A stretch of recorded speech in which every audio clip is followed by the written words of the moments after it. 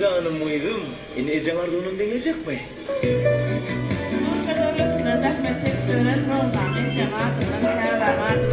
Doglan mutlu olsun bakalım. Uzak yaşları bir şey büyükler sağlamda dolu kılın değerli bölümde. Sağlıklarına içemadığımız yolda bizim kimi sürprizlerimizin ardından sana yanı feyzler sürprizimizi aldım kabul eder.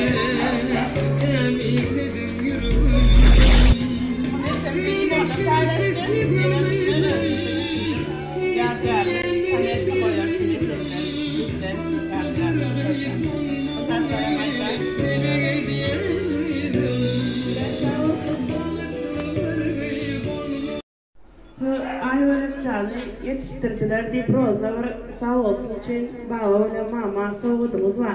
Mama kıynam size vereyim orada. Evet.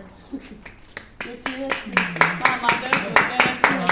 Hani bu zaten giderim. Akşam. Zevk gelsen. O kette döylerinde otur bir şeyler. O oku git, diploma. Neyse koyuyoruz. Sağlık olsun. Sağlıklarınız nesip etsin. Uzak yaşam kalın. Şimdi o şey babam zaten. Bir orada 5 tane dolarına yedim.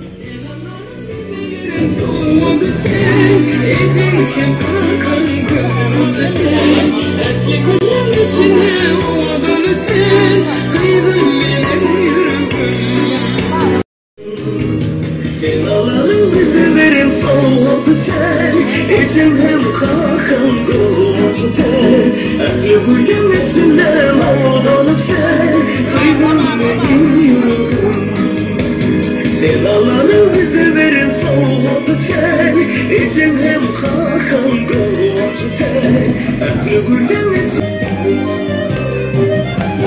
Sen alanı bize verin soğudu ter İçim hem kakan kolumcu ter Aklı'nın içinde ağladın sen Duydun benim yüreğim Sen alanı verin soğumadı sen Ecelinden kalkan görmedi sen Aklı'nın içinde